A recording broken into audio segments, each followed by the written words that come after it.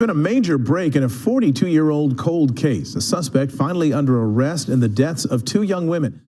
There has been a significant development in a cold case that has been going on for 42 years.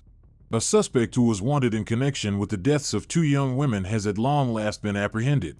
Two women who lived in Oxnard, California, but were not acquainted with one another shared a tragic fate. In 1981, both of them were brutally murdered in a manner that was similar to one another. However, it is unclear whether this was the work of two separate perpetrators or whether the crime was committed by someone whom both women knew. Hi and welcome back to Mysterious Cases 007. If you are new here, please consider subscribing to Mysterious Cases 007 as it helps us motivate to create more intriguing content for you. Let's have a look at the two 42-year-old cold cases that were solved by a DNA match in February 2023. So without further ado, let's get started. Straight into this enigma. Even though many people find this location to be truly breathtaking, it was also the scene of one of the most heinous crimes committed during the 1980s that took the lives of two vibrant young women. Today's case takes us to the beautiful coastline of Oxnard, California, a place filled with beautiful sunsets and a plethora of opportunities for young adults. It has many notable landmarks like the Central Carnegie Art Museum, which displays contemporary California art. Although we don't know much about her older brother Roy Rodriguez's early life, we do know that Roy was already established by the time Rachel started to support herself financially. Rachel married and gave birth to two little girls while she was still in her teens. While things with her husband weren't going well, she decided to leave him at the age of 20 in 1980. However, Rachel wasn't financially well off, which also meant that with the divorce she would have to start working and supporting herself and her two daughters by 1981. A year after the birth of her youngest daughter, she was finally free from her toxic marriage, but instead of simply walking away, things were difficult for Rachel and she was finding it difficult to divide her time and attention between all of these things. So she hired several babysitters to watch her two children while she was at work or college during the day. She would go to college, work her shifts, and then return home in the evening. Her babysitters would only make their way home when she arrived. If it was too late, Rachel would frequently drop them off at their homes herself. When the investigators performed an autopsy, they discovered that Rachel had been strangled to death and had also been forcefully assaulted prior to her murder. The severity of the crime made the police want to find the killer as soon as possible. They theorized that Rachel had been ambushed outside her brother's Camarillo home, and after being assaulted, was taken into a car and driven away.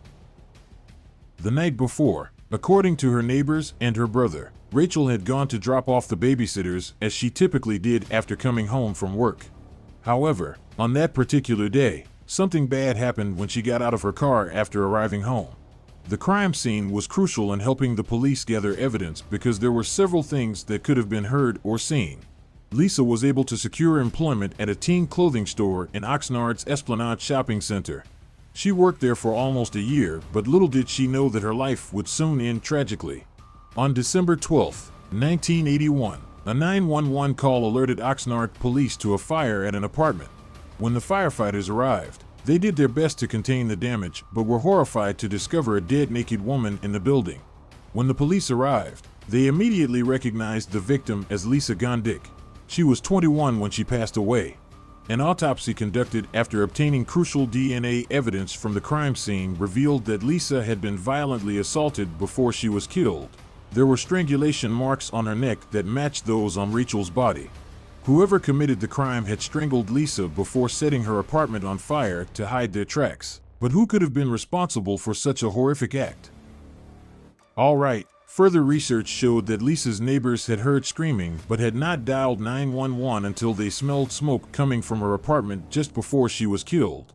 Lisa had only recently told her mother that she would be spending Christmas at home. Tragically, with two murders occurring in Oxnard within a year, she would no longer be able to make it. The police were under pressure to identify the perpetrators of either crime. Nonetheless, it was challenging to solve the mystery. The Lisa murder case's detectives discovered that there were no likely suspects on the list of people they had questioned, and because there were no other leads to pursue, they ultimately had to give up on the case. Cold, just like Rachel's case had before it, 23 years after Lisa and Rachel were killed. In 2004, advances in DNA technology have made it simpler to crack cold case. as all that was required was to enter the DNA evidence into the national systems and wait for the results. This was a simple process, as they possessed important evidence that had been gathered from both of the crime scenes. The Oxnard police and investigators handling these two cases decided to seize this chance to crack the cases. They were aware of the similarities between the two murders as they went back through the paperwork from both cases. The first was the physical evidence marks on their bodies. Lisa and Rachel both had extremely identical marks, and they were both brutally attacked and strangled. The second commonality was that, just before they died, both individuals had been to a bar called Huntington's. Although it is now closed, the pub used to be a popular hangout right across from the Esplanade Mall, where Lisa used to work. When the DNA evidence from both crime scenes was uploaded, the system at the time did not have any matches. Yet, the DNA was the same as the sample from the other case. The authorities came to the conclusion that Lisa and Rachel had been slain by the same perpetrator when they saw parallels between their deaths. This implied that the same person, who was still at large, was responsible for the crimes against Lisa and Rachel. The drawback of this was that no one fits the suspect profile that the police were looking for. The investigation soon became cold again because the national systems contained no information on the suspect. The killings of Lisa and Rachel are still unsolved nearly 40 years later. Even though the police discovered that the culprit they were looking for was just one individual and not two, they were unable to move further with the investigation. Why shouldn't Roy Rodriguez, Rachel's brother, phone the police frequently to inquire about developments in his sister's slaying case? Rachel's two little girls, who were orphaned at the tender ages of 2 and 1, were left behind after her untimely death. The detectives and police officers working on this double homicide cold case made the decision to collaborate and work with genetic genealogists in an effort to attempt and find a connection. The search for the suspect in 2019 resulted in the reopening of the closed cases as ongoing investigations. This time, the investigators looked over user-submitted, readily accessible DNA profiles. They believed that this was an excellent beginning because it would provide them with enough details to discover more about their family history and perhaps even track the suspect through it.